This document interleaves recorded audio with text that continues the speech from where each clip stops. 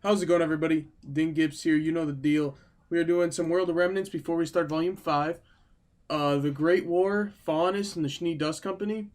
Couldn't find them on YouTube. Hope I'm watching the right ones. I Googled them and just clicked some links. So, hope I'm watching the right ones. Couldn't really, look into it to make sure I am because I'm trying to do a reaction. But I'm pretty sure I got the right ones. With all that being said, this one's 720, The Great War. And let's jump on in.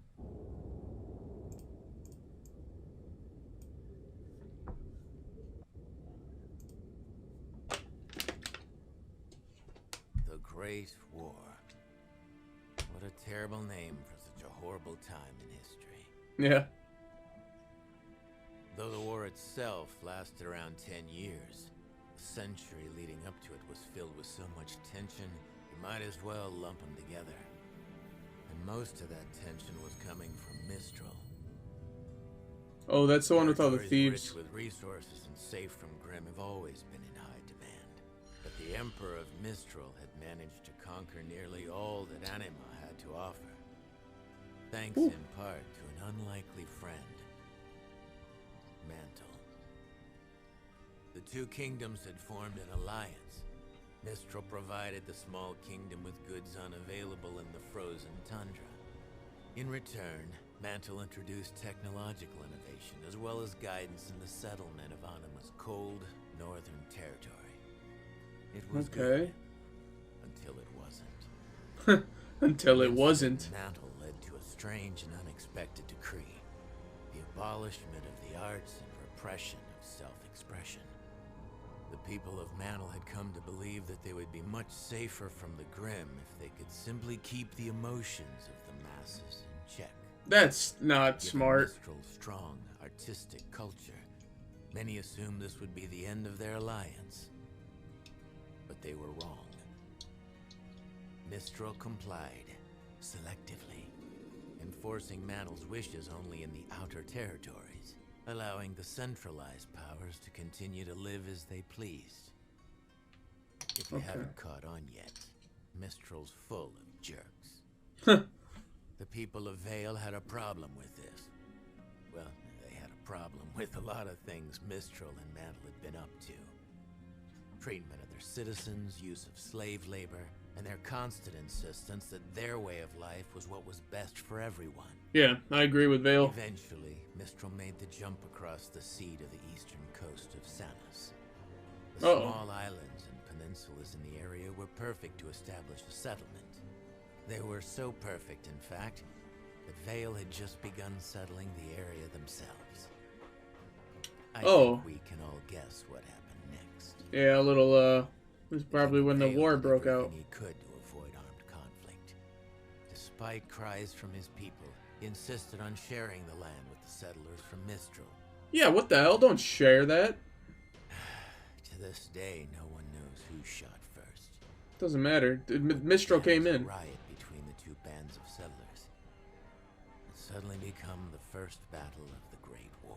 I'm on Vale's side right now, as far as I know. Mantle quickly came to Mistral's side. Battles were fought on both Sanus and Anima soil. Villages were lost to both combat and Grimm. And it wasn't long before Vacuo decided to join the party. On Vale's side? Up to this point, Vacuo had done its best to stay out of the fight. Mantle and Mistral, having both already established a small presence in Vacuo territory years before, promised to leave them provided they didn't interfere. Soon, those talks evolved. It went from "don't side with them" to "side with us and you'll be safe." Exactly. Yeah, no. Vacuo did not much care for that. They came to the conclusion that if Vale were to fall, there'd be no one left to stop Mistral and Mantle from conquering them next. Very true. So they did what they considered to be the logical thing. They drove Mantle and Mistral out of Vacuo and told Vale they had their backs. Good. I love their style. Me too. That's solid right there. So the war raged on. Grimm attacks increased worldwide. On the battlefield, this meant a temporary ceasefire in order to deal with the hordes of monsters before returning to the fight at hand. Those left miserable back at home, however, were often helpless with their best warriors away fighting the good Oh yeah, so their cities got destroyed. Were lost during these years. Oh Most damn. never reclaimed. Rations on food and dust were put into effect. Development of technology accelerated. Humans and Faunus who fought alongside one another became closer. And every day, mankind grew more and more efficient at destroying itself. Damn. It all ended in the Vacuo campaign. Mistral and Mantle knew that if they could take the dust mines of Vacuo, they would effectively cut off the supply of dust to their enemy. It was to be a final devastating blow to Vale and Vacuo. That sounds smart. They were only half right. The King of Vale personally led his army into battle alongside the soldiers of Vacuo and decimated the enemy forces. Crown atop his head and armed only with a sword and his scepter, he laid waste to countless men. His scepter? As the sand was soaked red with blood, That looked like Ozpin's. Grim came in droves. It was the single deadliest battle of the war, and Oof. legends of the greatness and terror of the warrior king were born that day. Historians will tell you most of these stories are nothing but grandiose hyperbole. Unusually violent weather conditions, combined with Mantle's unfamiliarity with the desert combat, are likely what led to such a high death count. But whatever the reasoning, everyone bowed to the King of Vale by the time it was over. Holy. The Great War had ended. Wow. The Good world job. was ready to live under the rule of Vale. But the king refused. The leaders of the Four Kingdoms met on the island of Vital, and it was there that they worked together to form a treaty and establish the future of Remnant.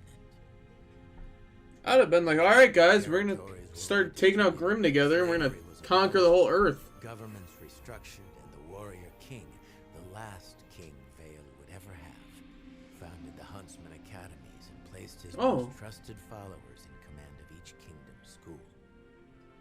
He would teach the world to fight so long as we promised to fight for ourselves and never against ourselves. Okay. Seems like we haven't kept our end of the bargain. Yeah. Well, what do you think would happen? You know what I mean? Huh, that was cool. Definitely pretty cool. The next one is Faunus. That was interesting though. If I was the Vale guy, I would have been like, alright guys, we're gonna all arm up. Well, yeah, true, because you don't know. I don't know, we're all gonna arm up and we gotta fight the Grim off first. Because, like, you gotta extinct the Grim, right? That's what I would imagine we would do. So we extinct the Grim, and then we go on from there. Probably try to be like, you know, we wouldn't be like different civilizations. We'd be like Earth, you know? Yeah, I mean, I know their planet's not probably called Earth, but, you know, it'd be like, we're not China, Russia, United States, all this crap. We're Earth, you know? That's what I would have done. But whatever. Anyway, this next one is Faunus. Let's get at it. I hope this one's the right one. I don't know. Like I said, guys, I don't know how the volume's gonna be. Yeah, it seems like it's Faunus, huh? You know, most of us spend a lot of time talking about mankind versus Grim. But Yep. technically, there is a third party in the mix. The Faunus. Half In human, case you're not in the know, half Faunus animal. are a species on Remnant that appear to be human in just about every way. Every way but one. Each Faunus has a single animalistic trait, some more apparent than others. Ram horns, tiger claws, cat ears. I swear. Tiger claws? License. I once saw a guy regrow his severed lizard tail. I swear. No amount of drinking can make you forget that pretty well. Telling As far as me, yeah. everyone's aware, Faunus have been around as long as mankind, if not a little longer. History gets a little fuzzy past a certain point, but we do know that their kind and ours are completely compatible from a biological standpoint. Okay. Take two wolf Faunus, and you get a little wolf cub kiddo. A wolf Faunus and a human also typically means your little bundle of joy's teething phase could get a little dicey. But if you take a wolf Faunus and a bull Faunus, for example, it's a complete roll of the dice. For all you know, you could be cleaning up your son's shedded snake skin. What? Wow. Scientists are still scratching their heads when it comes to, well, a lot about the Faunus. Yeah. But science isn't the real problem. It's how we all get along. Or, in this case, how we don't. Early man was scared to death of the Faunus. And honestly, it's not too hard to sympathize with that. Because they're better than you. Something that looks like you and acts like you walk out of the forest and reveal a pair of fangs can be a little upsetting. Yeah, it'd freak you out a little bit. Most things man doesn't understand, all sorts of rumors and stories surround the Faunus. People avoided them like the plague, pushing them out of settlements and sometimes even hunting them down. Aw. Man began to outnumber the Faunus, and the Faunus began to consider man nothing more than a hostile species. Can't really blame them. Yeah, I was just about to say that. These clashes between species were unavoidable, as land that was safe from the Grim was in constant short supply. But it was the Grim that finally brought humans and Faunus together for the first time. Oh. A village in Sanus fell under attack, and the only reason anyone survived was because the humans and Faunus united against their common enemy. It was a step in the right direction, but it didn't fix everything. Once humanity learned they weren't so different from the Faunus, they still used those differences as an excuse to exploit and alienate them. That's not cool. The treatment of the Faunus differed around the world, and things wouldn't improve much for them until the Great War. Vale and Vacuo against Mantle. Vacuo is the one with the most Faunuses, right? Anyone had ever seen. And when it was over, the world was desperate to find compromises that would ensure they'd never see the likes of it again. Faunus were awarded equal rights as citizens of Remnant, and as an apology, they were given an entire continent of their own to do with as they pleased. Oh, Some that. saw this as fair and just, but many saw it for what it really was. A slap in the face from a nation of sore losers. And so Menagerie was born. There's still Faunus all over the world, though the fair treatment they were promised varies in quality from place to place. But Menagerie will always be their safe haven. Here's the thing, though. You can only push and prod people so much before they reach a tipping point. Exactly. And when you pack those people together, it just makes it all the easier for them to get organized. And Yep, the White Fang. But the White Fang's a whole nother story nowadays with whatever's going on. Being led by... No, I'm not even going to get into it. But anyway, guys, we're going to jump into the next one. The Schnee Dust Company. Hope you guys are ready, Freddy. Hope this is the right one, like I said. If it says Schnee Dust Company right about here, we should be good. Yep, we're good. Good as can be. Alright, I'll stop talking. Alright. What was I supposed to talk about next? Oh boy. Yeah, okay. I've got a few words to say about this one. The Schnee Dust Company. I feel like I don't like them that much. Self-entitled, monopolizing SNOBs. They only care about making a profit, no matter how many little people they gotta step on to make it happen. Okay. But that's just my opinion. I'm with you, Crow. As you all know, our survival in the world of Remnant depends almost entirely on a crystallized substance known as dust. It powers our cities, fuels our machines, The gives us guns. a fighting chance against the creatures of Grimm, which means it's extremely valuable. Yeah. Nowadays, it's almost impossible to buy dust products without the Schnee Company snowflake stamped on the box. But it didn't always used to be that way. Nicholas Schnee was the son of a dust miner turned soldier. Born just after the Great War, he found himself at the perfect point in history to take full advantage of the world's next industrial revolution. The kingdom of Mantle, soon to be Atlas, was in a transformative period. They'd found themselves on the forefront of technology, but realized they depleted nearly all of their natural resources to do so. That's where old Nick came in. Old Saint Nick. Rather than watch his kingdom become dependent on the aid of others, he Young Nicholas Schnee decided to spend his days at combat school, his nights working alongside his father in the dwindling mantle mines. At any time in between, learning everything he could about anything he didn't know. That Wow. kid had a fire in his belly. Yeah, tell me. Yeah. When his father died, he left his son everything he had. It wasn't much, but it was enough for Nick to set his plan into action.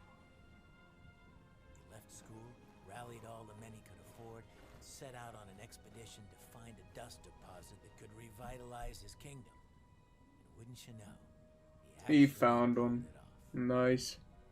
Fast forward just a few years, and the name Schnee suddenly meant something. Quality, affordability, trust. See, all those years spent in combat school were so that Nick could personally oversee every new expedition. Oh. Appreciate a man who's willing to stick his neck out. Yeah, definitely. That's how the Schnee Dust Company earned the business of every kingdom and remnant. Unfortunately, it's also what led to an early retirement. Oh. Nick had started a family that missed him, and his body was tired. Years of working in dust mines can have some nasty side effects on your health. Hell yeah. And so enters Jacques. Yeah, see, it's always the next guy in line. Jacques decided to take the Schnee name over his own. He was a lot of words I shouldn't repeat. Yeah, the heir, he didn't do the work to get it, you know what I mean? Jacques managed to convince Nicholas that he was the perfect man to run the SDC in his place. And from a certain point of view, he was right. Under Jacques' leadership, the Schnee Dust Company has become more profitable than ever, completely dominating the industry, but at the cost of the company's soul. Yeah. Cheap labor, dangerous working conditions, doing whatever it takes to destroy the competition. Jacques Schnee doesn't care about people. He cares about winning. Yeah, I don't care for this guy that much. Making sure he's got the best damn PR team in the world. The Schnee name still means something today, but as for what it'll mean tomorrow, well, your guess is as good as mine. So Weiss needs to take over. I see where this is going. Definitely, I agree with that one. You know, the heir, the guy that busts his ass and, you know, builds up this massive company, great guy. And then he has to eventually, you know, age gets him, father time. He gives it to the next guy in line. Next guy in line didn't earn all that. He was just given it, so, you know, he's looking at it differently. And, oh, he's got his own perspectives. And, oh, the whole thing changes. It's crazy. That's unfortunate. That is unfortunate. I don't want to end it on a black screen. I don't want to end it on a statue of that dude either. Let's end it on this guy. He's cool. But anyway, guys, that was 3 World of Remnants in this video. I'm going to crank out a Volume 5 episode next. Hope you guys are enjoying. Hope you guys are subscribed. Hope you guys are liking the video. And yeah, thanks for watching, guys. Peace.